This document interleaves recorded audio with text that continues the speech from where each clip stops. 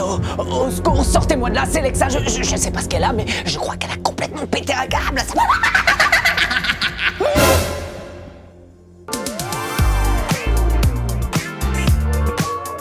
Salut à toi, jeune Viber.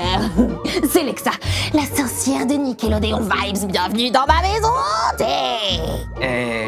Et moi, c'est Johan, le pote de la fille un peu chelou, là. Je suis pas chelou. C'est Halloween, Halloween. Ça te parle? Tu vois, c'est des araignées, une tête de mort, une citrouille, un squelette, des déguisements, des toiles d'araignée et tout ça. Oui, c'est clair que c'est bien flippant, en effet. Mais j'ai quand même l'impression que tu prends ça très au sérieux, non? Tu crois pas si bien dire. Pour l'occasion, je t'ai préparé un petit quiz sur Halloween. Est-ce que tu es prêt, mon ami? Je vais te dire oui, parce que là, tu me fais vraiment peur. Non, je t'assure, t'es flippante. Johan, je sais que t'as gardé ton âme d'enfant, mais est-ce que tu connais tous les secrets d'Halloween? Je sais pas si je connais tous les secrets d'Halloween, mais j'adore fêter Halloween. C'est génial, on peut se déguiser en monstre, on peut manger plein de bonbons, s'amuser à se faire peur, j'adore.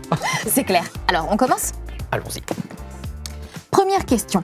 À ton avis, quelle est l'origine de la fête d'Halloween? Moi, je dirais que ça vient des États-Unis, ça a l'air hyper important là-bas. Eh ben non. En fait, à l'origine, c'est une tradition anglo-celtique et qui a été importée aux États-Unis par les nombreux Irlandais qui se sont installés là-bas au 19e siècle. Le mot Halloween est la contraction de All Hallows Eve, qui signifie veille de tous les saints, qu'on connaît ici sous le nom de la Toussaint, et qui est célébrée le 1er novembre. C'est pour ça qu'on fête Halloween la veille, donc le 31 octobre. D'accord, ok, mais je savais pas du tout. Vas-y, continue. Ok. Deuxième question. Ouais. Quel est le personnage le plus emblématique d'Halloween? Je dirais la sorcière, le loup-garou, ouais. Raté. En fait, c'est Jack O'Lantern. Une vieille légende irlandaise raconte que Jack, un ivrogne méchant et violent, aurait défié le diable en refusant de lui vendre son âme. Pour se venger, le diable aurait alors condamné Jack à errer parmi les vivants avec seulement une braise pour le guider. Pour protéger sa flamme, Jack aurait fabriqué une lanterne à partir d'une betterave.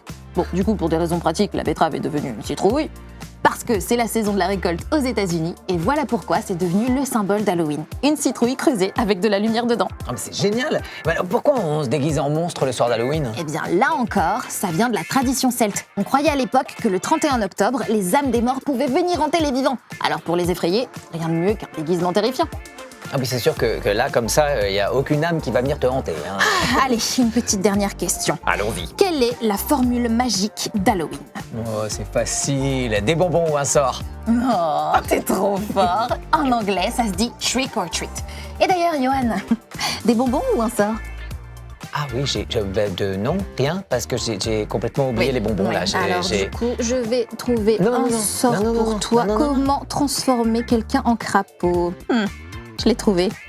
Bah non, j'ai pas envie, moi, un crapaud, non. Bon, allez, je plaisante. Tu restes avec moi? Oui. Je vais présenter un tuto. Ah, un tuto. Mais oui, on va faire une déco spéciale Halloween. Ah oui, j'avais complètement oublié. En revanche, j'ai une leçon de violon aquatique sur poney, donc je peux pas. Le tuto, je peux pas. Pour ce tuto spécial Halloween, je te propose de confectionner une momie zombie. Pour ça, tu as besoin d'un rouleau de papier toilette, d'une feuille noire ou de peinture noire, de yeux, d'un mouchoir, d'une paire de ciseaux et de scotch. Première étape, tu peins ton rouleau de papier toilette en noir. Tu peux aussi le recouvrir de papier noir si tu en as. Deuxième étape, tu colles les yeux dessus. Comme ça. Tu découpes ensuite des bandelettes de ton mouchoir et tu les assembles. Donc tu prends environ 3 ou 4 bandelettes, puis tu scotches l'extrémité de la bandelette sur le haut de ton rouleau. Quatrième étape, tu enroules ta bandelette en laissant bien sûr les yeux apparents et tu vas jusqu'en bas. Comme ça. Et tu rescotches pour faire tenir. Et voilà le travail! Tu peux mettre une ficelle pour l'accrocher et tu peux décliner avec d'autres idées bien sûr. C'est comme tu veux. Oh, c'est pas trop mignon. Bien sûr, il faut qu'on te parle de notre coup de cœur de la semaine. Oui, et calme-toi. On est sûr que tu vas kiffer, en tout cas. On reste dans le thème de l'émission avec le film L'école du bien et du mal sur Netflix. Oui, l'école du bien et du mal. Selon la légende, c'est là que la véritable histoire des grands contes de fées prend sa source. L'école du bien forme les héros et l'école du mal, les méchants.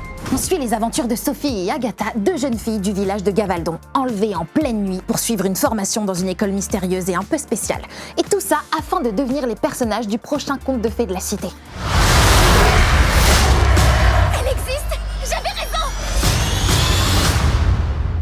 Nous vous attendions. Pour Sophie, qui a déjà tout d'une princesse avec ses longs cheveux blonds et ses grands yeux bleus, c'est évident qu'elle sera du côté du bien. Quant à Agatha, solitaire et renfermée, l'avenir semble plus sombre. Et pourtant, si c'était si simple, ça se saurait, hein.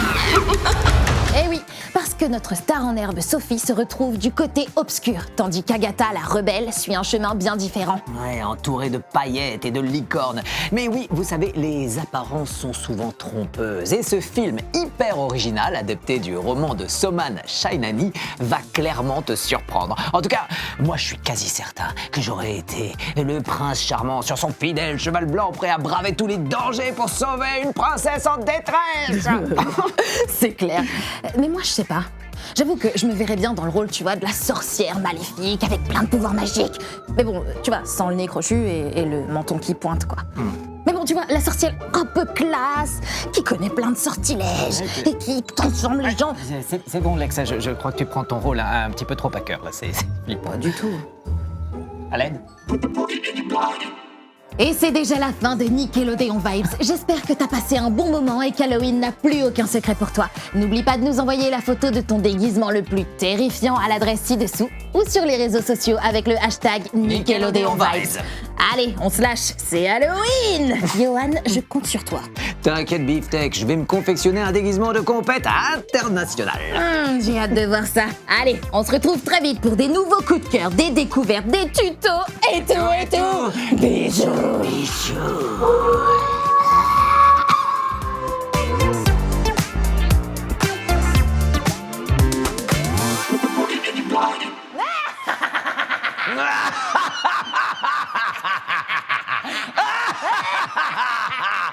Ah